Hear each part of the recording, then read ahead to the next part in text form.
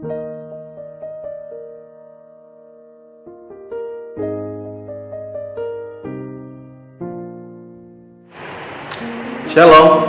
saudara yang terkasih dalam Tuhan. Kembali bertemu di tengah minggu ini dalam pesan pengharapan bersama saya Matias R. Wirawan. Saya selalu berdoa dimanapun kita berada, kiranya campur tangan Tuhan dan anugerah serta pemeliharaan Tuhan selalu sempurna untuk kehidupan kita sekalian. Bapak Ibu Saudara yang terkasih di dalam Tuhan Yesus Kristus, 17 Agustus kemarin kita merayakan kemerdekaan bangsa kita Indonesia yang 75. Sungguh suatu anugerah Tuhan karunia bagi bangsa kita untuk kita boleh merdeka dan bahkan sudah mencapai usianya yang ke-75 tahun.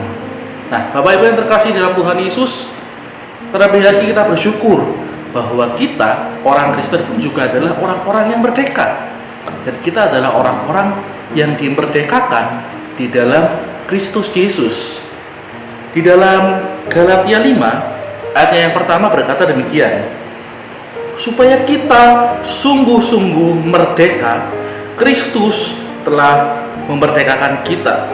Karena itu berdirilah teguh dan jangan mau lagi dikenakan kuk perhambaan. Jadi kita akan belajar bersama-sama pada minggu ini, pada hari ini, tentang apa sih makna tentang kemerdekaan Kristen. Saudara, secara sederhana merdeka itu adalah status di mana kita terbebas dari sesuatu yang membelenggu, terbebas dari sesuatu yang mengikat atau memperbudak kita. Di dalam pembacaan ayat firman kita tadi, di dalam Galatia 5 ayat yang pertama, dijelaskan bahwa Kristuslah yang memerdekakan kita. Sehingga kita dapat mengetahui bahwa status kita sebagai orang yang merdeka dalam Kristus bukanlah hasil pekerjaan kita, bukanlah hasil perbuatan tangan kita, tetapi inisiatif dari Tuhan sendiri, pekerjaan dari Kristus sendiri yang memerdekakannya bagi kita. Artinya kita dapat menyadari bahwa yang pertama, status kita sebagai orang merdeka di dalam Tuhan murni adalah karena kasih karunia Tuhan saja. Namun saudara, kita harus tetap mengetahui dan menyadari bahwa apakah kita sebagai orang Kristen benar-benar sudah merdeka di dalam Tuhan. Setidaknya saya mencatat ada 2 parameter atau tolak ukur yang dijadikan bahwa kita sungguh-sungguh sudah merdeka di dalam Tuhan. Di dalam Roma pasal yang ke-6 ayat yang ke-14 berbunyi demikian, sebab kamu tidak akan dikuasai lagi oleh dosa, karena kamu tidak berada di bawah hukum Taurat, tetapi di bawah kasih karunia. Yang pertama, orang yang sudah merdeka di dalam Tuhan itu tidak lagi dikuasai oleh dosa. Kita tahu bahwa dosa adalah masalah yang paling serius di dunia ini, dan upah dosa sangatlah mengerikan, yaitu maut. Namun hanya Tuhan sajalah yang menyelesaikannya di dalam kematian anaknya yang tunggal, yaitu Kristus Yesus, dan yang telah mengalahkan maut di dalam kebangkitannya. Nah, saudara yang terkasih di dalam Tuhan Yesus Kristus, berbicara tentang dosa, orang Kristen tidak lagi diperbudak oleh dosa. Dulu kita diperbudak oleh dosa, baik itu dosa tentang apa yang menjadi perbuatan-perbuatan salah, perbuatan-perbuatan negatif, segala iri, dengki, bahkan perbuatan yang tidak baik yang ada di dalam hati dan pikiran kita.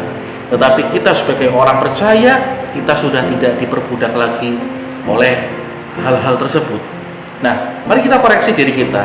Masih adakah hal-hal yang menjadi keterikatan kita, atau masihkah kita diperbudak oleh suatu hal, oleh suatu dosa? Jika kita masih terikat oleh suatu dosa, jika kita masih diperbudak oleh suatu dosa, mari minta kepada Tuhan, mari memohon pertolongan pada Tuhan, supaya Tuhan memampukan kita untuk kita terlepas dari dosa tersebut, untuk kita terlepas dan bebas dari segala keterikatan akan dosa. Sebab kita adalah orang yang merdeka, yaitu orang yang tidak lagi diperbudak oleh dosa, kita tidak lagi menjadi hamba dosa, tetapi kita semua sudah ditebus oleh karena kasih karunia Tuhan. Itu yang pertama, bahwa kita orang percaya tidak lagi hidup diperbudak oleh dosa.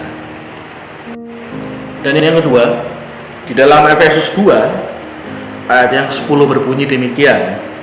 Karena kita ini buatan Allah, diciptakan dalam Kristus Yesus untuk melakukan pekerjaan baik yang dipersiapkan Allah sebelumnya.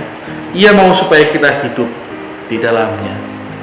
Yang kedua, orang yang sudah dimerdekakan oleh Kristus, orang yang percaya, orang yang merdeka di dalam Tuhan adalah orang yang menyerahkan hidupnya bagi Allah dan mengerjakan perbuatan-perbuatan yang baik.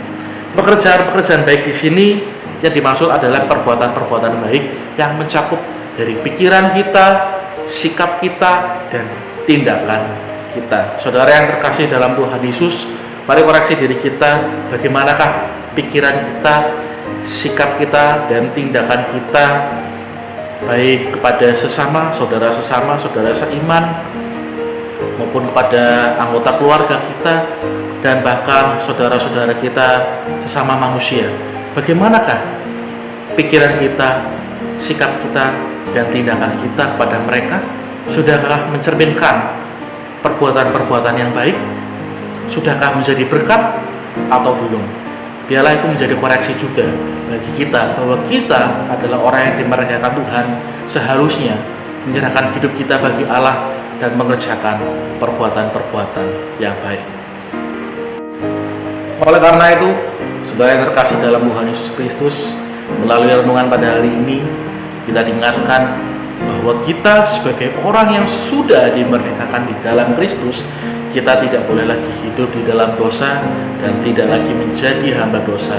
Dan kita sebagai orang yang dimerdekakan oleh Kristus, kita menyerahkan hidup kita bagi Allah dan kita mau untuk melakukan pekerjaan yang baik. Tuhan Yesus memberkati setiap kita. Amin.